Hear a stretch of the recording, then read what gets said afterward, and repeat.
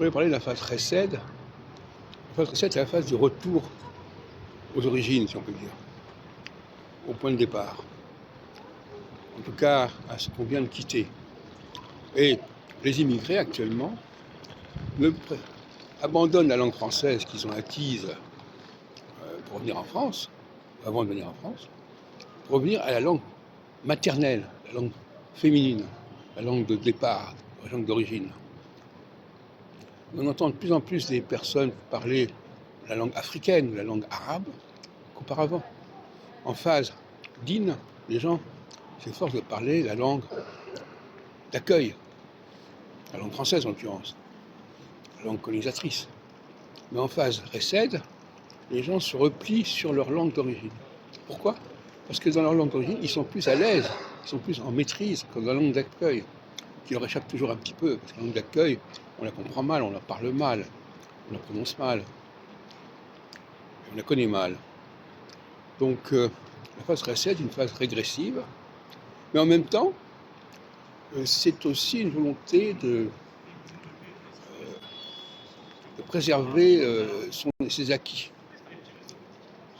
Un tien vaut mieux que deux tu l'auras. Ne pas quitter la proie pour l'ombre.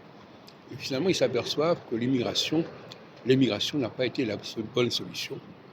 Et qu'ils ont été bernés quelque part en croyant qu'ils pourraient s'en sortir en allant ailleurs. Parce qu'aller ailleurs, c'est déjà une phase dîne. La phase dîne, c'est la phase de l'être, alors que la phase récède, c'est la phase de l'avoir. Et comme on dit, n'est-ce pas, un tien vaut mieux que deux tu l'auras. Donc, ce que j'ai complètement en moi, ce que je possède pleinement, y compris mon corps, est plus important que ce qu'on me fait miroiter, que les chimères, les utopies qu'on me fait miroiter. Donc, ne soyons pas surpris qu'en phase récède, les gens se différencient les uns par rapport aux autres du point de vue de leurs origines, et qu'en phase dîne, au contraire, ils acceptent un avenir commun. Un avenir commun, mais qui soit nouveau pour tout le monde, quelque part. Et sous la Révolution, ce qui a été la force de la Révolution, c'est qu'on a changé les règles pour tout le monde.